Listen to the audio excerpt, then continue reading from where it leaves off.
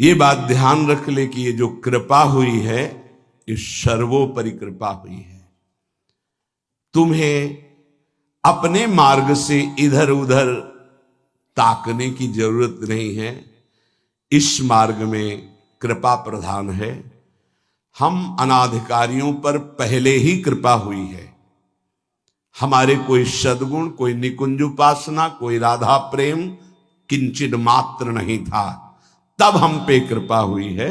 अब तो अपने चरण शरण में, अब तो अपने घर में, अब तो अपनी प्रेम पंक्ति में हमें बैठाल दिया गया है। अब हमें चिंता नहीं करनी, अब हमें चिंतन करना है। हमारे हृदय में ये विश्वास हो जाना चाहिए कि मुझ अनाधिकारी के किसी भी साधन को देखकर नहीं घसीटा गया है। अपनी कृपा से मुझे लाडली लाल ने घसीटा है, तो अब वो मुझे इस माया के प्रवाह में बहने नहीं देंगे। पर हमको अब इस कृपा का अनादर भी नहीं करना है। कृपा का अनादर है मनमानी आचरण करना, आज्ञा के अनुसार ना चल पाना। मानो ये हमारा सबका प्रश्न है। अथ केन प्रयुक्तोयम पापम चरति पुरुषः अनिच्छन्नपि वार्ष्णेयो बलादिव नियोजितः। कल चर्चा हुई थी, जो हमारा स्वधर्म है उसका हमें पालन करना चाहिए। परधर्म भयावह, दूसरे के धर्म को स्वीकार करना मानो भय को स्वीकार करना है। किसी भी प्रलोभन से, बिल्कुल साधारण धर्म, लोकवत धर्म, असाधारण धर्म, अध्यात्म स्वरूप, भगवत प्राप्ति। साधारण धर्म में भी अपने धर्म का परिवर्तन नहीं करना चाहिए। जो हमारी भगवान ने धर्म व्यवस्था की है, जहां हमारा जन्म कर्म जो भी विधान रचा है, हम उसके अनुसार भगवत प्राप्ति करेंगे। जो वर्णाश्रम के अनुसार व्यवस्था, उसके अनुसार हम चलेंगे। ये साधारण व्याख्या है। असाधारण व्याख्या है, कल चर्चा हुई थी, हम प्रभु के अंश हैं। हमारा स्व चैतन्य घन अविनाशी निर्विकार पर शरीर, स्वधर्म भगवत प्राप्ति, परधर्म भोग प्राप्ति। योग होना स्वधर्म है और भोगी होना परधर्म है। इसी से पता चल जाएगा कि हम स्वधर्म में हैं कि परधर्म में।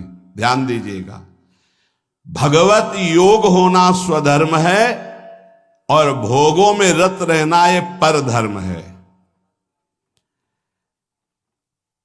निर्लिप्त रहना भोगों से स्वधर्म है, भोगों में लिप्त होना परधर्म है। सबकी सेवा करना, कुछ ना चाहना स्वधर्म है, और सबसे सुख चाहना ये परधर्म है। भगवत प्रेम होना स्वधर्म है, शरीर प्रेम, शरीर संबंधी रिश्ते नातों में प्रेम होना परधर्म है। निष्काम होना स्वधर्म है, सकाम होना परधर्म है। निर्मम होना स्वधर्म है, ममता युक्त संसार में बर्ताव करना परधर्म है। अनासक्त होना स्वधर्म है, आसक्त होकर भोगों में, शरीरों में, रुपया में, नाना प्रकार की सामग्री में परधर्म है। तात्पर्य, प्रकृति के संबंध को स्वीकार करके जो कुछ हो रहा है वो सब परधर्म है। परमात्मा के संबंध को स्वीकार करके जो कुछ है वो स्वधर्म है। क्या सुंदर स्वधर्म की व्याख्या है। स्वधर्म चिन्मय, चिदानंदमय, अविनाशी है। परधर्म जड़ धर्म है, परिवर्तनशील है, नाशवान है। प्रभु का अंश स्व, प्रकृति का अंश शरीर। स्वधर्म प्रभु से जुड़ना स्वधर्म, शरीर से, संसार से जुड़ना परधर्म। शरीर संसार के भोगों की इच्छा परधर्म, भगवत प्राप्ति की इच्छा स्वधर्म, चेतन स्वधर्म, जड़ परधर्म, परमात्मा स्वधर्म, प्रकृति परधर्म।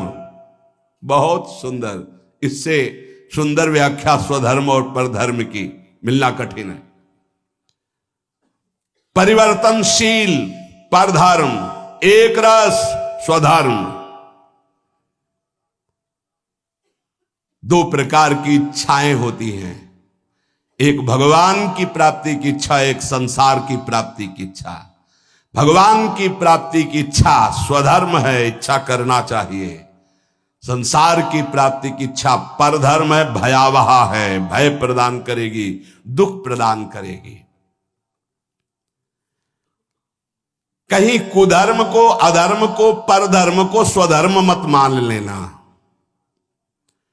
दूसरे का अनिष्ट भाव, कूटनीति, आप अपने धर्म में इसे कुधर्म बना रहे हैं, यह स्वधर्म नहीं हो सकता। हमारे यहां देवता देवियों की, पशु की बलि चढ़ा रहे कि हमारे इष्ट कुल से चला रहा है, और प्रसाद में बोले ये स्वधर्म नहीं, ये अधर्म है।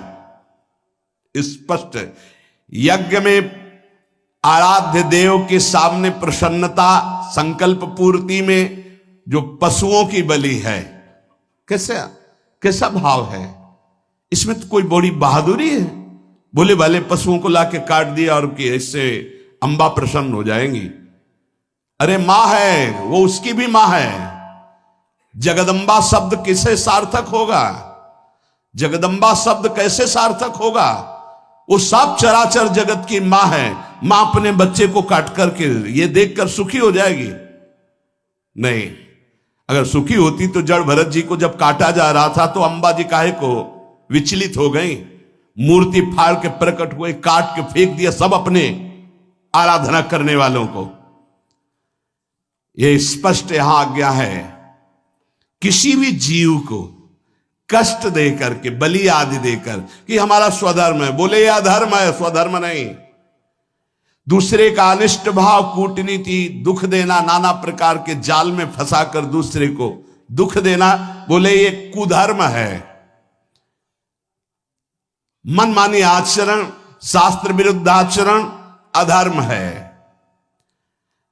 और अपने लिए जो निषिद्ध निषेध करता है शास्त्र, दूसरे वर्ण आश्रम, दूसरे धर्म मार्ग का नहीं, ये परधर्म है। कुधर्म, अधर्म, परधर्म का त्याग करके स्वधर्म में चले तो उसका परम कल्याण हो जाता है। तो अर्जुन ने कहा, महाराज इच्छा नहीं है कि हम पाप करें, पर हमसे पाप हो जाता है। ये अर्जुन जी का प्रश्न नहीं, ये तो भगवान कृपा करके अर्जुन जी के हृदय से प्रश्न करवा रहे हमारे लिए। जैसे कई लोग प्रश्न करना तो नहीं चाहता पर पाप हो जाता है, पाप करते हैं। चाहते नहीं पर पुनः पता नहीं, ऐसा लगता है कि कोई हमारे ऊपर सवार हो गया और हमसे करवा लिया। अथ केन प्रयुक्तोयम पापम चरिति पुरुषः अनिच्छन्नपि वार्षणे बलादिव नियोजिता। हे वार्षणे, ना चाहता हुआ ये मनुष्य जबरदस्ती जैसे कोई पाप करा लेता है। ये कौन है जो पाप आचरण करा लेता है? बहुत समझने का विषय है। जो थोड़ा विचारवान पुरुष है, पाप से डरना चाहिए, ये बहुत कष्टप्रद होता है। वो पाप नहीं करना चाहते, अनिच्छिन्न, उनकी इच्छा नहीं कि हमसे कोई ऐसा पाप बने, पर पाप कर्म कर बैठते। ये है कौन जो पाप करा देता है? इच्छा तो नहीं है ना। लोग कहते हैं मेरी इच्छा नहीं थी, फिर पाप कैसे हो गया? तो हम मानते हैं कि आप विचारशील हैं, पाप नहीं करना चाहते, पर भीतर जो पाप कराने की इच्छा है उसको तुमने देखा? क्या है पाप? भोग भोग करके सुखी होने की इच्छा। भोग भोग करके सुखी होने की इच्छा, इसको तुमने नहीं देखा? यही पाप कराती है। भोगों में सुख है, ये जो तुम्हारे अंदर बैठा हुआ यही पाप करा रहा है। नहीं दुख वाला भला आचरण करके दिखाओ कि इसका परिणाम जो है वर्तमान में भी दुखद और भविष्य में भी दुखद, आप बिल्कुल कदम नहीं रखेंगे। आपकी सुख बुद्धि होती है। अभी हम छीना झपटी करके चोरी कर ली चैन की, मोबाइल की, 10-20 हजार मिल जाएंगे, उससे अच्छा भोग होगा। चोरी, हिंसा, व्यभिचार, जुआ, जो भी निषिद्ध कार्य होते हैं, अंदर से सुख की लालसा होती है। अनिच्छिन्न केवल उसका यह कहने का है कि वैसे मेरी पाप करने की तो इच्छा नहीं थी, लेकिन भोग सुख की इच्छा ही पाप का मूल है। बलाद्यु नियोजित। अर्जुन जी कह रहे हैं फिर ये बलात् मुझसे कौन पाप करवा लेता है, मेरी इच्छा तो पाप करने की नहीं। ये संसार में सुख है, भोगों में सुख है, अंदर जिसके ये बैठा है वो पाप किए बिना रह नहीं सकता।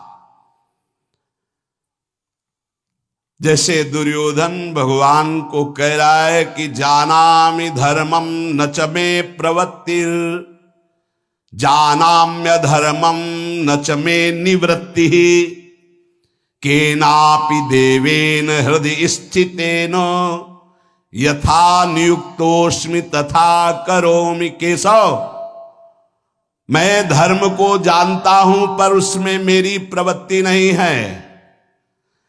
मैं अधर्म को भी जानता हूं पर उससे मेरी निवृत्ति नहीं है। ऐसा लगता है कोई देवता मेरे हृदय में बैठकर करवा रहा है, क्योंकि मैं धर्म जानता हूं। वो देवता है सांसारिक सुख भोग की प्रबल इच्छा, और कोई देवता नहीं।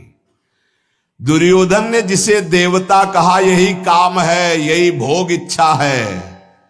मनुष्य विचार पूर्वक जब तक इस भोग इच्छा का त्याग नहीं करेगा तो वो नहीं चाहता कि पाप हो, पर उससे बलात् पाप होंगे भोग इच्छा से। इस भोग में सुख है। केन प्रयुक्तोयम पापम चरति अनिच्छ। कौन है जो इच्छा ना होने पर भी जबरदस्ती पाप करा रहा है? श्री भगवान कह रहे काम एष क्रोध एष रजो गुण समुद्भव महासनो महापाप्मा विद्धेन मिहि वैरिणम। अर्जुन, ये रजोगुण से उत्पन्न हुआ काम, यही पाप का मुख्य कारण है। भोगों में सुख है, काम। अब देखो आज की हमारी समाज की धारा किधर बहती जा रही। ये जो बच्चे परस्पर मित्रता, boyfriend girlfriend, live in relation, ये जो आज के नई पीढ़ी में ये रोग लग गया है और इसे स्वीकृति भी है, नाश की तरफ हमारी समाज की वृत्ति जा रही है।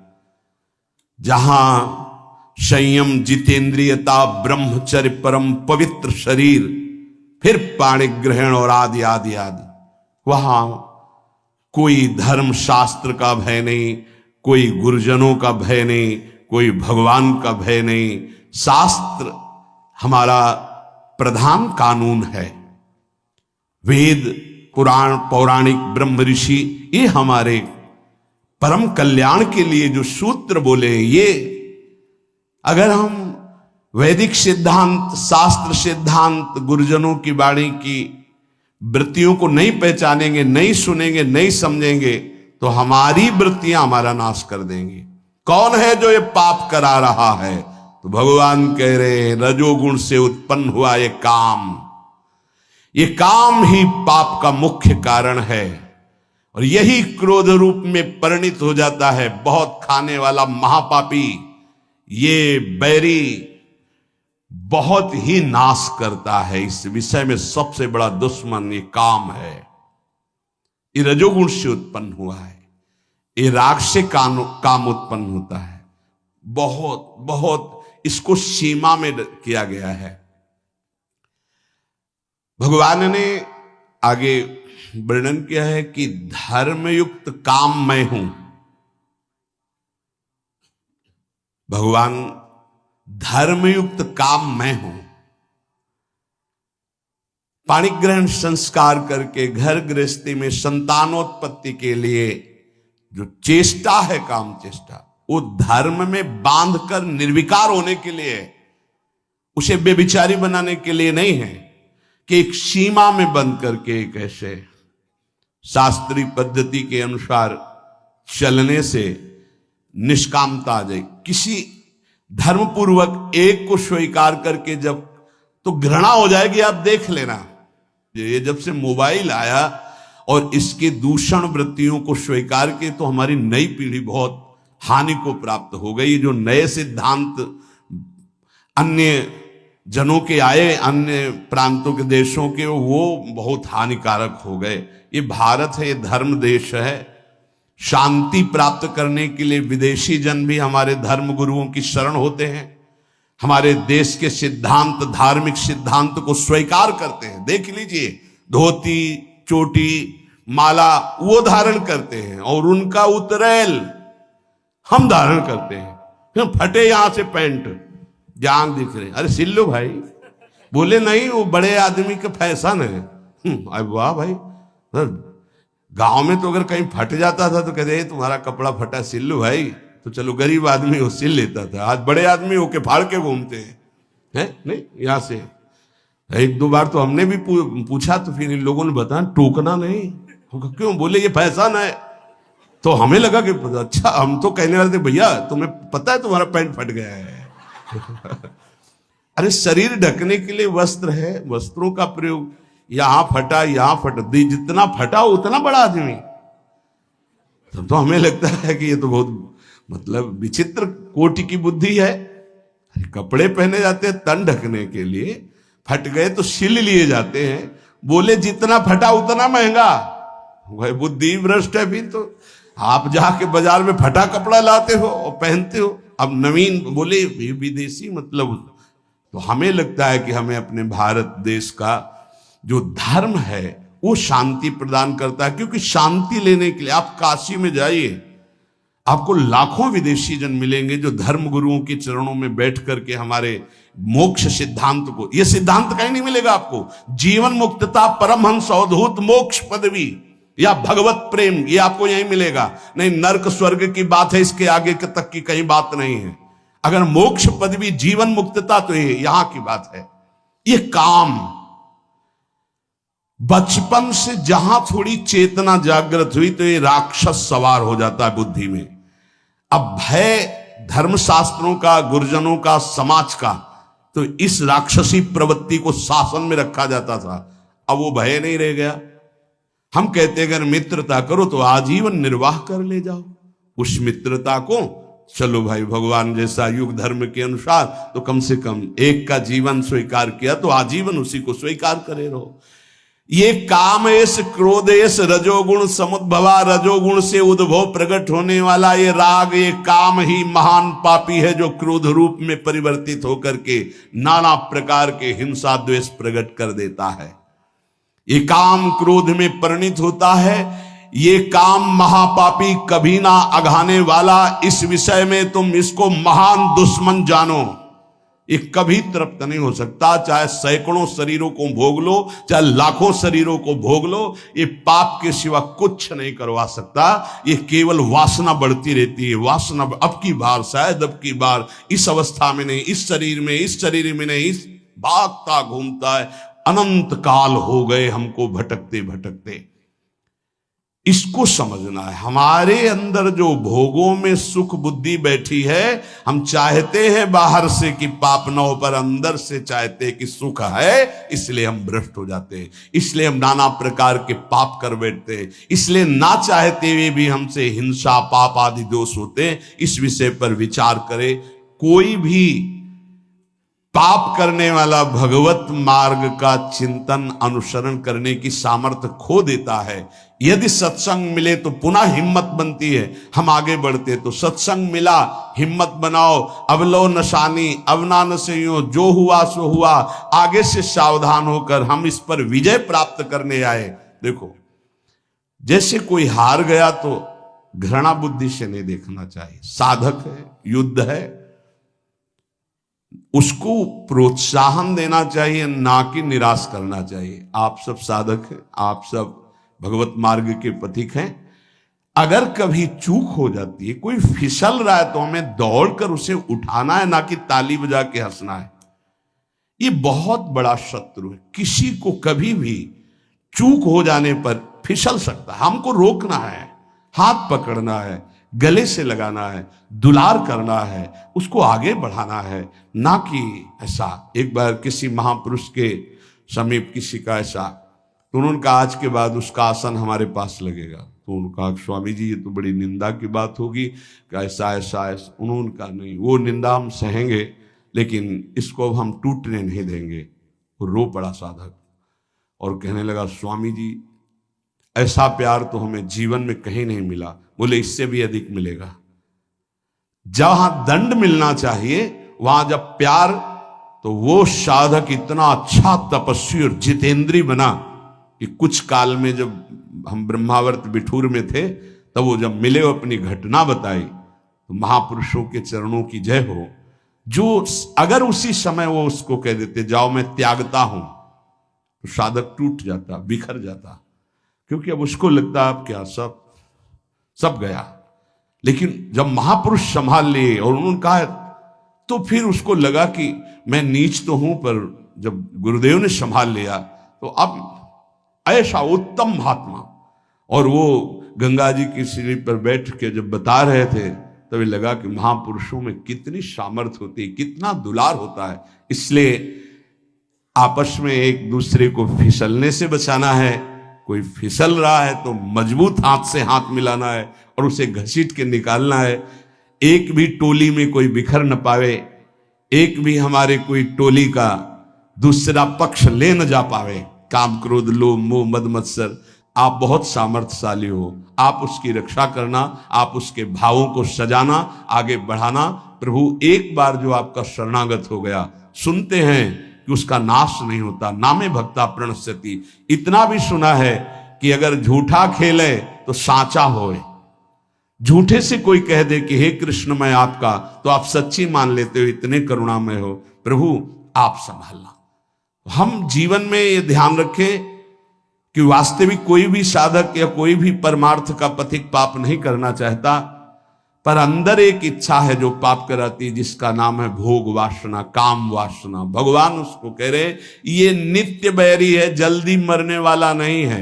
इसलिए हम जब स्वयं बलवान नहीं होते तो बल का आश्रय लेते। मेरे बल सी वृंदावन रानी, हमने महारानी जी का आश्रय लिया है, गुरुदेव का आश्रय लिया है। हमारी चूक, हमारी गलतियां वो क्षमा करेंगे, हमें आगे बढ़ाएंगे। हम खूब नाम जप करें, कभी निरुत्साहित ना हो। हर स्थिति में हम भगवत प्राप्ति कर सकते हैं। आखिरी श्वास तक हम लड़ेंगे इन विकारों से, और प्रियालाल हमारा लड़ना देख करके वो राजी हो जाएंगे, हमें प्राप्त हो जाएंगे। पक्का विश्वास करो, विश्वास करो। यद्यपि भक्त अनन्य जो विषय इंद्रियन बस होए, कर्मठ कोटि जितेंद्रियन तेषम लहै न कोई। यद्यपि वो विषयी है पर उसने श्यामाजू का अनन्य आश्रय ले लिया, उसकी समानता करोड़ों जितेंद्री, करोड़ों कर्मकांडी संयमी नहीं कर सकते। इसलिए हम बाजी जीत गए। नागरी दास ये जन्म